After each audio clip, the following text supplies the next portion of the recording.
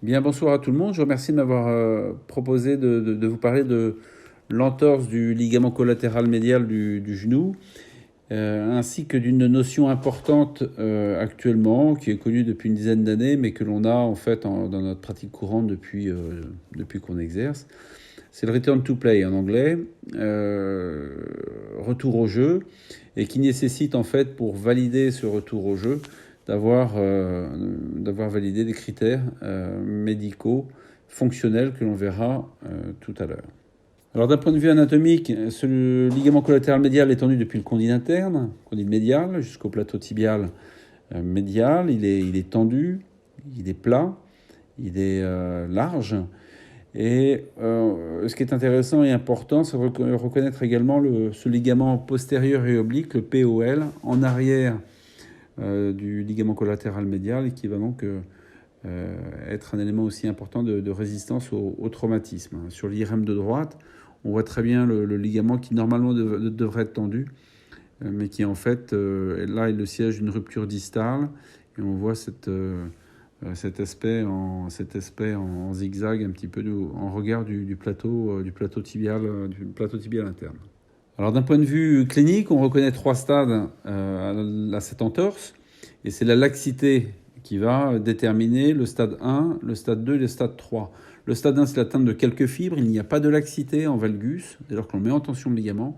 Par contre, il va y avoir une douleur, on va reproduire une douleur, il y a un œdème local, il y a un petit saignement, et donc la mise en tension sera douloureuse. Le stade 2, c'est le stade le plus communément retrouvé, dirons-nous, c'est une rupture partielle du ligament. L'œdème est important, et plus important que dans le stade 1. La douleur est importante à la mise en tension du ligament, et on retrouve une laxité modérée en valgus lorsqu'on examine le genou en légère flexion, autour de 30 degrés de flexion. Et enfin, le stade 3, c'est la rupture complète, avec un bâillement important, un bâillement interne important, en valgus à 30 degrés de flexion. Alors avant d'aborder la clinique, je vais vous proposer deux études menées par l'UFA. Depuis une vingtaine d'années, l'UFA mène des enquêtes épidémiologiques sur la traumatologie en club professionnel, la plupart du temps auprès des clubs qui participent aux Coupes d'Europe. Et donc là, elle nous propose une première étude sur le ligament collatéral médial, 346 lésions sur 11 saisons, de 2001 à 2012, 27 clubs ont participé. Cette étude montre que les entorses sont 9 fois plus fréquentes en match qu'en entraînement, ce qui est quasiment valable pour toutes les pathologies, que ce soit les disques jambiers, entorses de cheville ou autres. 70% surviennent au cours d'un contact. Ça, c'est un élément important, on le verra tout à l'heure dans la prévention. Ce qui est intéressant aussi, c'est qu'elle a noté, donc, sur ces 12 saisons, une diminution significative des lésions au cours des saisons, de l'ordre de 7% par an, ce qui n'est pas neutre, ce qui souligne le travail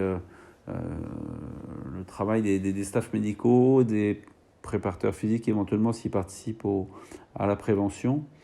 Donc ça, c'est une notion qui est très importante. L'avant-dernier élément, c'est que la moyenne d'arrêt d'activité est de 23 jours, donc sans différence entre une blessure initiale et une récidive. C'est important. Mais comme on sait qu'il y a 3 stades, évidemment que c'est juste une moyenne. Et cette étude montre qu'il est très difficile d'avoir un délai type de return to play pour une lésion du ligament collatéral médial. Cependant, pour donner des délais moyens, dans un grade 1, un stade 1, les délais sont de 1 à 2 semaines.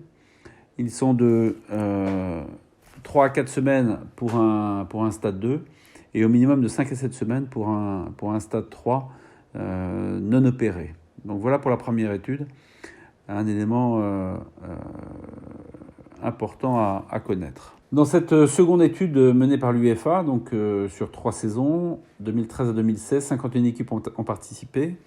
Donc elle complète la première étude sur 11 ans.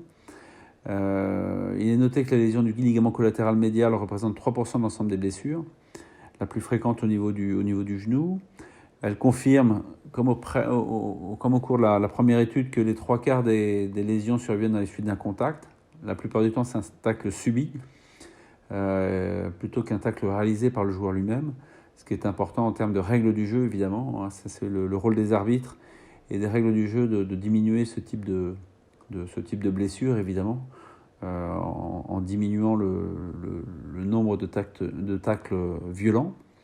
Le mécanisme habituellement rencontré, c'est un valgus flexion-rotation externe de façon très, très classique avec un pied bloqué au sol. On retrouve également des lésions au cours des frappes contrées de l'intérieur du pied, ça c'est propre au football et c'est relativement fréquent. Et puis des frappes ratées du bout du pied. Alors ça peut arriver en match, mais je pense que ça arrive un peu plus souvent à l'entraînement quand le joueur n'a pas toute l'attention pour frapper dans le ballon. Donc ce sont des lésions qui existent vraiment que j'ai pu rencontrer. Il est à noter que c'était la rotation externe au moment du traumatisme qui détermine l'importance de la lésion et que la gravité est davantage liée à la profondeur de la lésion. Si les fibres profondes sont touchées, la gravité de la lésion est plus importante plutôt qu'à la localisation. Une notion importante, très importante même, c'est qu'une IRM a été pratiquée dans 68% des cas et qu'elle est conforme aux conclusions de l'examen clinique dans 92% des cas. Donc ce qui sous-entend évidemment que la clinique suffit pour faire le diagnostic et qu'on n'a pas besoin d'IRM pour s'en aider. Alors, en milieu professionnel, on a tendance à vouloir tout verrouiller et à savoir exactement, avoir des choses, des éléments très très précis, autant d'un point de vue clinique que d'un point de vue de l'imagerie. On y va régulièrement ou très régulièrement ou tout le temps. Mais au niveau amateur, clairement, on a très certainement la possibilité de s'en passer.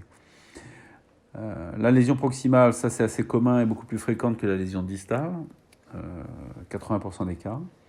On se retrouve le plus souvent avec un stade 1 ou un stade 2, ce qui est tout à fait rassurant, donc un traitement vers tout à l'heure fonctionnel ou orthopédique.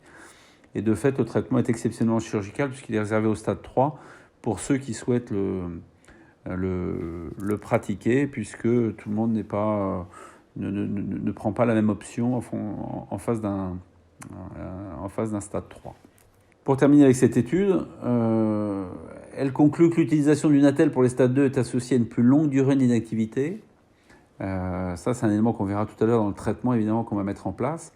On voit que cette durée n'est pas neutre, hein, c'est 10 jours de plus lorsque le joueur porte une attelle, pour un résultat fonctionnel et à la sortie qui est identique.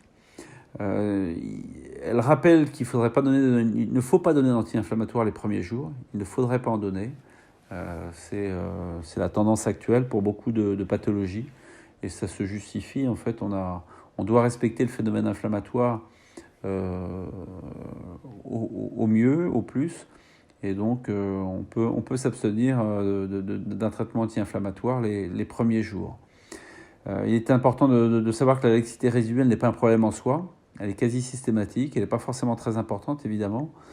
Elle va diminuer un petit peu avec le temps, avec la cicatrisation, mais on a une laxité résiduelle qui peut être très très bien et qui est la plupart du temps très très bien tolérée, qui va dépendre évidemment du morphotype. C'est assez important. Si le joueur est en génuvalgum, elle sera moins bien tolérée que si le joueur est en génuvarum naturel. Et puis une notion qui est importante à avoir aussi, c'est que la lésion du ligament collatéral médial a la réputation de bien cicatriser, ça c'est vrai, mais souvent avec des douleurs résiduelles, comme dans le cadre du syndrome de Palmer ou le syndrome de Pellegrini-Stila. Et en fait, quand on se trouve devant ce type de cas, on a la possibilité d'avoir recours à une infiltration de cortisone locodolenti, donc en lieu et place de la douleur. Et quasiment tout le temps, l'infiltration règle le problème des douleurs. Donc en fait, on se trouve en face clairement, vous devez le sentir là maintenant, en face de la théorie et de la pratique. Alors la théorie, c'est ce qu'on trouve sur tous les topos. Les atteintes de grade 2 et 3 sont traitées orthopédiquement pendant 3 à 6 semaines en attelle, avec un appui autorisé. Et la rééducation avec mobilisation en flexion-extension est toujours à prévoir et sera débutée dès que possible en fonction des douleurs. Mais les mouvements de valgus sont à éviter avant la fin de la 6e semaine. Donc ça, c'est de la théorie et on le trouve partout. Et puis donc, il y a la pratique. En pratique, pour un stade 2, on va partir sur 3 semaines d'attelle, pas plus. Une attelle de Zimmer ou attelle articulée, on verra ça tout à l'heure. Et puis, fréquemment et très régulièrement, après quelques jours, 5 jours, une semaine, 10 jours grand maximum, on réduit finalement cette durée d'immobilisation parce que tout va bien, les phénomènes inflammatoires s'éteignent Et on se rend compte qu'en pratique, pour un stade 2, alors qu'on a une laxité en valgus avec un petit bâillement interne, eh bien on se rend compte qu'on en reste très régulièrement sur une immobilisation d'une semaine. Alors un peu de sémantique à l'anglaise, puisqu'on va parler du Return to Play, du RTP. Le premier, c'est le RTR, Return to Run, donc le retour à la course. Ça, c'est un moment très important dans toute rééducation, particulièrement pour le ligament collatéral médial, mais pour toutes les pathologies. Dès lors que le sportif est capable de courir et qu'on l'y autorise, c'est un élément très très important. On verra tout à l'heure que ça répond à des critères très très précis. Les autres termes que l'on peut retrouver, c'est le return to sport ou return to play, c'est la même chose. On considère, je considère personnellement, on est la plupart à le faire, à le considérer, que dès lors que le joueur est capable de s'entraîner, après le reste n'est plus de notre ressort, et si on le renvoie à l'entraînement, c'est que le sportif est apte à jouer derrière si l'entraîneur le décide. Il faut toujours raisonner comme ça permet d'avoir moins de mauvaises surprises. Le RTT, c'est le Return to Training. Donc, pour moi, bien écoutez, c'est la même chose. Et puis après, le RTC, Return to Competition, ça, il est laissé à l'appréciation de l'entraîneur. C'est lui qui décide. Et puis le RTP, évidemment, la performance, peut-être qu'il faudra quelques matchs, quelques entraînements de plus, quelques matchs pour que le joueur soit complètement performant. Mais ça, c'est la moindre des choses. Ça dépend bien évidemment de la durée d'arrêt de l'activité. Alors un élément important, c'est pour ce qui est du return to play, c'est qu'on va valider des critères. Le retour au jeu à l'entraînement ne se fait pas comme ça sur une simple lubie avec un joueur qui a décidé d'y aller, un entraîneur qui a dit allez hop, tu viens t'entraîner. Non. D'un point de vue purement médical, nous on va valider des critères. Comment on va valider des critères pour la reprise de la course? On valide des critères pour le return to play, le RTP. Donc ces critères sont cliniques. La première chose, ça va être donc la clinique, les douleurs, œdème, mobilité. Il faut que le joueur ait récupéré tout ça, qu'il n'y ait plus du tout de douleur, plus d'œdème. Évidemment que les mobilités soient normales. Il y a des critères fonctionnels. Donc ça, c'est la force maximale et explosive, c'est l'endurance de force, c'est les anglo-saxons parlent de la masse corporelle. Évidemment, il faut que le joueur soit en capacité de jouer et qu'il ne soit pas en surcharge pondérale, par exemple. Il y a des critères biomécaniques, c'est l'analyse du mouvement. Mais ça, évidemment, dans la réadaptation, la deuxième phase, la réadaptation sur le terrain, ça, c'est l'importance d'avoir des kinés et des médecins qui connaissent évidemment le sport concerné pour aller dans le sens du mouvement lié à cette activité sportive. Il y a des critères psychologiques qui sont importants, de plus en plus importants à prendre en compte.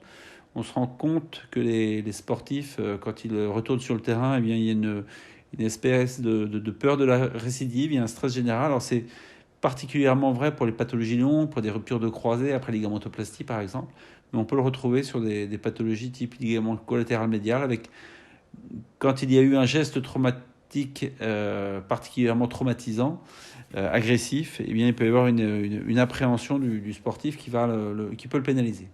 Et puis il y a des critères spécifiques au sport, l'intensité, le volume de travail, des exercices spécifiques.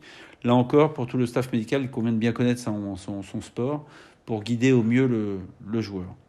Et un élément qui est très important, parce que c'est très régulièrement mis en défaut dans les clubs, dès lors qu'on n'y fait pas attention, mais le return to play, toute cette phase, tous ces critères, évidemment, toute cette rééducation et cette réadaptation sont sous la direction et la responsabilité d'un homme et d'un seul, c'est un médecin du sport, spécialisé en médecine physique et réadaptation, et ce n'est pas sous la direction d'un préparateur physique, pas sous la direction d'un entraîneur ou de quiconque qui ne fasse pas partie du staff médical. On est bien d'accord que ces critères qui sont à valider, que toutes ces phases de rééducation et réadaptation sont sous la responsabilité du médecin de l'équipe. Alors la prise en charge, quelle est-elle? Là, c'est une diapo un petit peu récapitulative du processus et qui en quelques lignes nous donne nous donner les grandes lignes. J0, c'est le protocole RICE. Il est un petit peu discuté en ce moment, mais il a toute sa place. En fait, ça va être immobilisé, comment mettre du froid, comprimer, et puis surélever le membre touché pour éviter donc que la phase inflammatoire la réaction inflammatoire soit trop importante. On va respecter cette phase inflammatoire, mais on ne veut pas qu'elle soit trop importante. Donc c'est l'intérêt du protocole RICE, c'est qu'il n'a pas besoin de durer 15 jours. 1 jour, 24 heures, 48 heures, 3 jours peuvent suffire à calmer ce phénomène inflammatoire. Immédiatement ou très rapidement, on protège le valgus. Donc on propose une attelle de Zimmer avec une petite flexion de 10 à 20 degrés, ou alors une orthèse articulée. Donc on va démarrer vraisemblablement par le Zimmer pour passer sur l'orthèse articulée si l'immobilisation, si on veut protéger le valgus pendant plus que quelques jours, dirons-nous. L'attelle de Zimmer, même en milieu professionnel, peut suffire sur une semaine, en toute simplicité, et de façon très efficace. Dès que possible, on va débuter le travail de mobilité en flexion-extension, en protection du valgus évidemment, les soins antalgiques, le drainage, et dès qu'on peut, dès que c'est possible, dès qu'il n'y a plus de phénomènes douloureux à la contraction du quadrille des ischio-jambiers, et dès qu'on a récupéré un minimum d'amplitude, on va pouvoir démarrer le renforcement musculaire, suivi dès lors qu'on peut se libérer de l'attelle et que l'appui est donc possible sans douleur. On va démarrer le travail de proprioception en salle. Dès que possible, on met en place des séances athlétiques sans contrainte sur la zone lésionnelle. Donc ça peut être du vélo à bras initialement, mais ça peut être aussi assez rapidement du vélo. Dès lors que vous avez récupéré une amplitude articulaire de 0 à 110 degrés, le travail mécanique sur le vélo avec une petite genouillère pour protéger le valgus peut être tout à fait autorisé. L'étape suivante, ce seront les éducatifs de course en salle. Donc les kinés connaissent ça par cœur, on va mettre des échelles au sol, des petites haies, des cerceaux, et puis on va commencer à travailler les éducatifs de course, en même temps que ce type d'exercice servira à la proprioception. Et puis on verra ça sur les diapos suivantes. Ce sont les critères de return to run qui seront importants à avoir, donc pour valider la reprise de la course, un élément très important. En rééducation, on considère que dès lors qu'on autorise le sportif à reprendre la course, la lésion a cicatrisé, que ce soit un ligament, un muscle ou un tendon. Il ne faut plus avoir de doute sur la cicatrisation de cette lésion dès lors que le sportif reprend la course. Ça, c'est important. Après, ce qu'on va faire, c'est ni plus ni moins qu'une progression dans les contraintes sur le terrain. On va poursuivre le travail de renforcement musculaire. On n'a pas besoin d'avoir récupéré 100% de la force pour recommencer à courir. Par contre, pour recommencer à jouer, oui, on a besoin de récupérer toute la force musculaire. La proprioception, on va l'intensifier sur le terrain. Et voilà, pour arriver à un moment où donc on va autoriser le joueur à reprendre le jeu avec le groupe. Donc une ordonnance type pour un stade 1, c'est 8 séances de kinésithérapie. Peut-être que 6 suffisent ou qu'il en faut 10 ou 12 dans certains cas. On note rééducation du membre inférieur, donc droit ou gauche, entorse du LCM stade 1. Les soins à faire, c'est physiothérapie antalgique, MTP, onde de choc, donc sur les points douloureux, sur la zone qui a souffert, insertion proximale la plupart du temps, on l'a vu. Il faut proposer un travail de renforcement musculaire quadriceps et ischio, un travail de proprioception dynamique, c'est très important, à raison de 3 séances par semaine. On pourrait presque considérer que tout va marcher, mais il ne faut pas négliger ce type le stade 1, dans la mesure où il faut que le joueur récupère complètement, qu'il n'y ait plus de douleur, plus d'appréhension, une proprioception qui soit verrouillée, bétonnée, que le travail de renforcement musculaire soit très efficace pour éviter un passage à un stade 2. Alors ce stade 2, l'ordonnance, il y a plus de séances de kiné, ça peut être 20, on pourra en rajouter s'il faut, rééducation du membre inférieur droit ou gauche, entorse du LCM stade 2. Donc là, on préconisera une immobilisation en attelle pendant 3 semaines en dehors des séances, physiothérapie antalgique, TENS, cryothérapie, travail des mobilités en flexion-extension, c'est ce qu'on a vu tout à l'heure, MTP, onde de choc, le renforcement musculaire, dès lors que les phénomènes inflammatoires ont disparu, la proprioception statique puis dynamique, et les éducatifs de course. Donc, et dans ce cas-là, ce qui est important, c'est d'avoir entièrement confiance dans les compétences du kiné, puisque c'est lui, en fait, il faut lui laisser toute la liberté, à mon avis, à un moment ou à un autre, de dire, écoutez, l'attelle, on n'en a plus besoin, elle ne sert plus à rien, elle est juste là pour Elle a été importante pendant une semaine, 10 jours. Mais maintenant, écoutez, manifestement, vous avez une bonne proprio, vous avez récupéré de bonnes amplitudes, vous avez fait un bon travail de renforcement musculaire, il n'y a quasiment plus de phénomène inflammatoire et on peut tranquillement se passer de la telle. Il faut laisser cette responsabilité au kiné, mais évidemment rester joignable si tout le monde a un doute, le sportif comme le kiné. Alors les critères de reprise de la course, donc pour moi ils sont fondamentaux. Encore une fois, si on autorise la course, la reprise de la course chez notre sportif, ça veut dire qu'on doit considérer que le ligament a complètement cicatrisé. Et après, ça ne sera plus qu'une augmentation des contraintes progressives.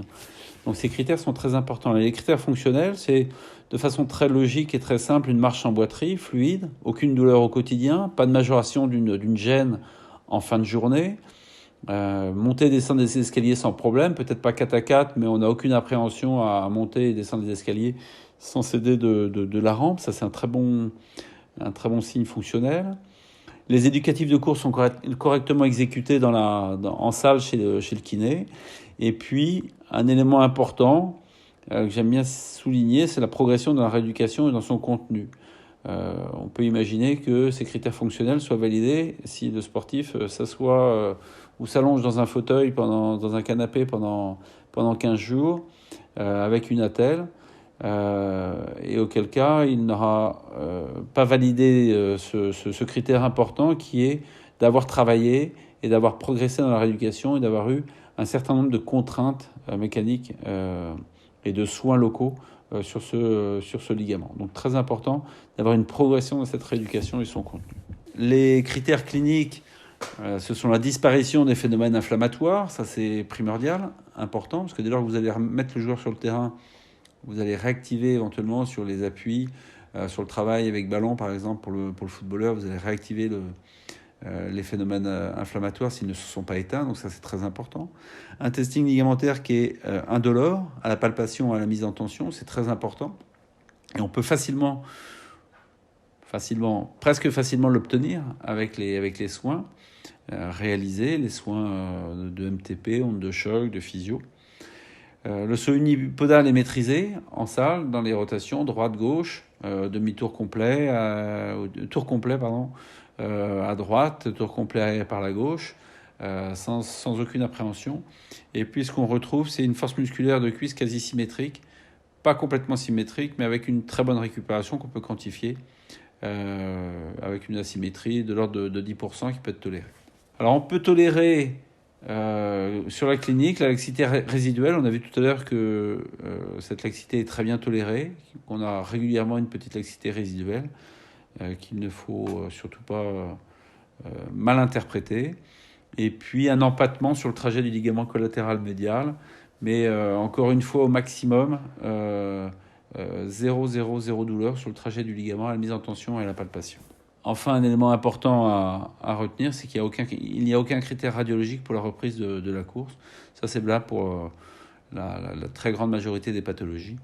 Et donc, on n'attend rien d'une nouvelle IRM, d'une échographie ou autre. Alors, la deuxième phase, on a autorisé le joueur à recommencer la course. La deuxième phase, après la rééducation, c'est la réadaptation à l'effort. Le ligament a cicatrisé, ça il faut en avoir la certitude. Et en fait, ensuite, on va proposer aux sportifs un programme de réadaptation sur le terrain, une partie qu'il pourra peut-être mener tout seul. Si vous êtes en club professionnel, il va être assisté d'un kiné, peut-être d'un préparateur physique à qui vous aurez donné le type de travail à réaliser. Mais ce type de travail va dépendre... Alors la durée va dépendre de la durée d'immobilisation, de l'arrêt de la course. Si le joueur a été interrompu dans son activité sportive pendant 3-4 semaines avec la rééducation, eh bien vraisemblablement il faudra 3-4 semaines pour retourner sur le terrain et récupérer son niveau.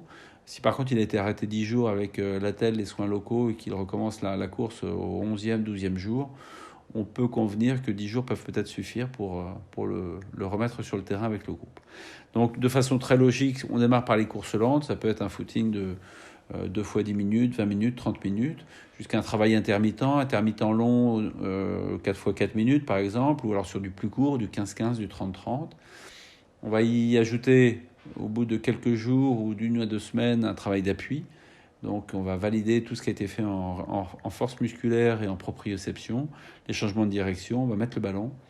Et puis on va terminer évidemment avant le retour sur le terrain par des exercices courts à haute intensité. Et donc des exercices très spécifiques au sport pratiqué qui vont permettre de valider les derniers éléments avant le retour dans le groupe. Alors les critères de reprise sur le terrain, eh bien, ils sont très logiques. En fait, les critères fonctionnels, aucune douleur au quotidien, mais ça on l'avait déjà pour la reprise de la course. Et en fait, il faut juste noter la progression dans la réadaptation et son contenu. C'est une vraie progression qui doit être réalisée. Il faut être clair sur les objectifs, ramener le joueur au plus près de ce qu'il est capable de faire quand tout va bien, quand il est sur le terrain, et avant même de se blesser. Donc ça, c'est important. Ne pas mégoter sur le terrain, sur le contenu du travail. Cliniquement, le testing ligamentaire est normal, palpation et mise en tension. Et la force musculaire de cuisse est normale, concentrique et excentrique.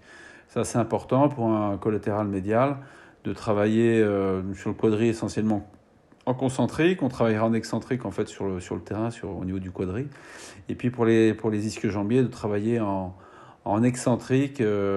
C'est très important de récupérer ces valeurs aussi au niveau de la cuisse et au niveau des ischio-jambiers.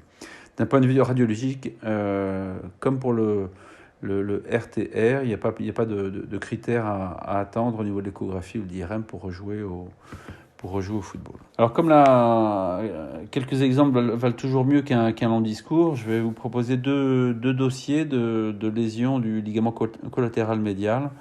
Ces deux cas cliniques sont tirés d'un livre que je viens de publier, La traumatologie du football et Return to Play, qui sont des expériences de terrain avec des cas cliniques d'un peu toutes les régions du corps et tous les types de pathologies. Le premier cas clinique, c'est celui d'un joueur qui se fait une lésion du ligament collatéral médial en plein match. Il reste une dizaine de minutes sur le terrain, il a la sensation que ça va pouvoir aller. Il a senti un petit craquement, mais il essaye, et puis au bout de 10 minutes, il lève la main, il demande à sortir. À l'examen clinique, on a une laxité interne, un petit bâillement à la flexion à 30 degrés, donc ce qui signe le stade 2. On met en place un protocole RICE et on met en place une attelle de Zimmer. Et le lendemain, on obtient une IRM, c'est un joueur professionnel.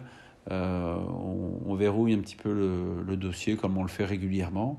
Et là, on retrouve une rupture distale du faisceau profond, ainsi qu'une lésion du faisceau superficiel du ligament collatéral médial. Voilà ce que ça donne sur les images IRM. Donc on voit bien la lésion en distal, et puis sur la coupe horizontale, on voit bien l'œdème et la réaction inflammatoire tout autour de la lésion ligamentaire. On annonce au joueur un délai de 3 semaines, donc vous voyez qu'on est très éloigné de ce qui se propose, de ce qui est proposé dans les livres ou les topos. On démarre l'immobilisation en attelle de Zimmer, l'entretien musculaire, comme je vous l'ai énoncé tout à l'heure. Et en fait, ce joueur reprend la course à J10. Donc 10 jours après cette lésion que vous avez vue à l'IRM, il est capable de reprendre la course. Il a validé tous les critères cliniques, fonctionnels. Et il a travaillé sur vélo. Il a fait les éducatifs de course en salle. Et on va donc le remettre sur le terrain à J10. À J22, il reprend avec le groupe. Donc il y a un délai de réadaptation, on va dire, un petit peu plus long que le délai de rééducation, mais aussi parce que c'était par convenance aussi pour les entraîneurs et parce que le joueur ne se sentait pas complètement prêt après 8 à 9 jours de réadaptation sur le terrain. Il n'a depuis cette période-là ressenti plus aucune douleur, aucune gêne, ni phénomène d'instabilité, et n'a jamais récidivé. Donc les images dont on a parlé tout à l'heure, avec donc cette lésion distale du ligament collatéral médial. Alors qu'est-ce qui est intéressant dans ce dossier ? En fait, l'ancienneté de la laxité interne. En reprenant le dossier, le joueur nous a dit qu'il avait déjà eu une entorse du ligament latéral interne. Effectivement, à l'examen clinique en début de saison, c'est tout l'intérêt de faire des examens cliniques de façon systématique. On avait noté dans le dossier une petite laxité résiduelle donc de cette entorse ancienne.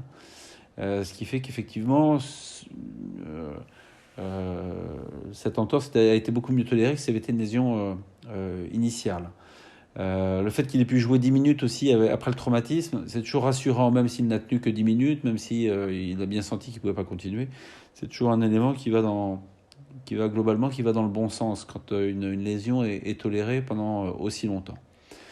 L'autre élément important, c'est qu'on s'est éloigné évidemment des 3 semaines qui sont préconisées dans les livres. Et on a vu que finalement, très rapidement, dès lors que le phénomène inflammatoire s'était éteint, on a pu proposer aux joueurs une reprise du jeu dans le groupe.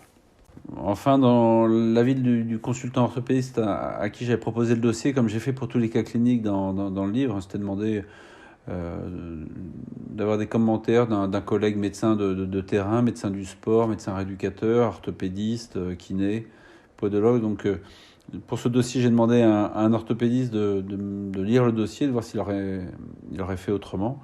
Il m'a confirmé que, vu l'évolution de la clinique, il ne serait pas allé au bout des 3 semaines d'immobilisation en attelle. Et donc, il nous a confirmé que la clinique primait sur les examens complémentaires et sur la théorie, qu'on avait bien fait finalement de raccourcir les délais d'immobilisation. Alors ce deuxième cas clinique, c'est un joueur de champ qui se fait une entorse donc du ligament collatéral médial le 20 avril, donc en fin de saison. C'est un élément important, on verra tout à l'heure. Il ressent un craquement, il n'est pas retourné sur le terrain. Il ne se sentait pas, il avait une douleur importante. À l'examen clinique sur le terrain et dans le vestiaire, on retrouve une petite laxité médiale, donc qui signait le stade 2, avec une douleur sur l'insertion proximale. On a démarré le protocole Rice, la telle de Zimmer, et le lendemain, donc, on fait une IRM qui nous confirme la lésion haute du ligament collatéral médial, avec donc un hématome et puis un œdème autour de la rupture ligamentaire. On lui annonce un délai de 3 semaines. À J4, ça va beaucoup mieux. Il recommence le vélo. À J7, il marche sans attelle. À J9, il recommence la course. Et globalement, tout se passe bien. Il reprend à J20 en match. Mais il a eu au cours de la réadaptation quelques petites douleurs, alors que normalement, on devrait avancer sans douleur. Puisque normalement, dès lors que le joueur est capable de courir, on considère que la lésion a cicatrisé. Au final, il va finir il fera la fin de saison avec le groupe. Il sera sur la feuille de match de la finale de Coupe de France, mais il ne rentrera pas, il ne jouera pas. Il jouera en championnat après. Et surtout, point important pour lui, il partira en rassemblement avec son équipe nationale, participer à la CAN. Donc l'image IRM que l'on a vu tout à l'heure, avec la lésion proximale du ligament collatéral médial. Donc en fait, qu'est-ce qui est intéressant de retenir dans ce dossier, c'est que si cette lésion était survenue en début de saison, vraisemblablement ce joueur n'aurait pas repris le match, n'aurait pas rejoué 20 jours après sa lésion. Je pense qu'on aurait été sur des délais un tout petit peu plus longs, au moins une semaine ou 10 jours.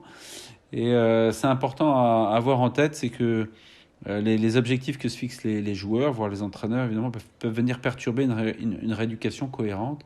Là, en l'occurrence, ce joueur ne voulait absolument pas rater le rassemblement de son équipe nationale. Il voulait participer à la CAN. Et donc, vraisemblablement, ça a boosté son envie, non pas la cicatrisation, mais son envie de récupérer rapidement. Ce qui fait que dans la phase de réadaptation, on a été freiné un petit peu par quelques petites douleurs. Et que même après le premier match qu'il a joué, le lendemain, il était moins bien. Il a serré les dents pour jouer.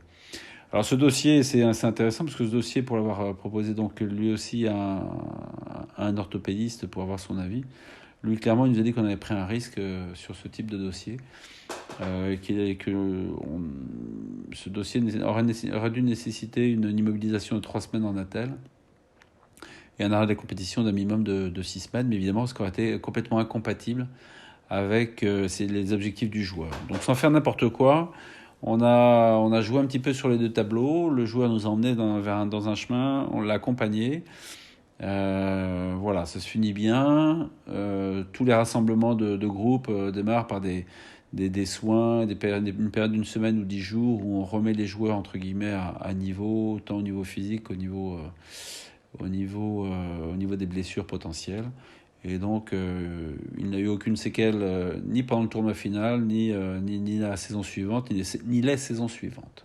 Voilà, donc tout s'est très bien terminé pour ce joueur, mais encore une fois, cette pathologie serait survenue en début de saison, vraisemblablement, il n'aurait pas repris aussi vite. Donc voilà, pour terminer, juste insister sur un critère qui me semble très important, qu'on ne retrouve nulle part. C'est vraiment insister sur la progression dans la rééducation, la première phase, et la progression dans la réadaptation, c'est la deuxième phase sur le terrain. Le contenu est très important, contenu de soins, contenu en qualité, qualitatif. L'intensité et le volume du travail sur le terrain sont très importants, et ce sont de vrais critères de reprise. C'est un vrai critère de reprise que cette progression dans la rééducation et la réadaptation et son contenu. Je vous remercie.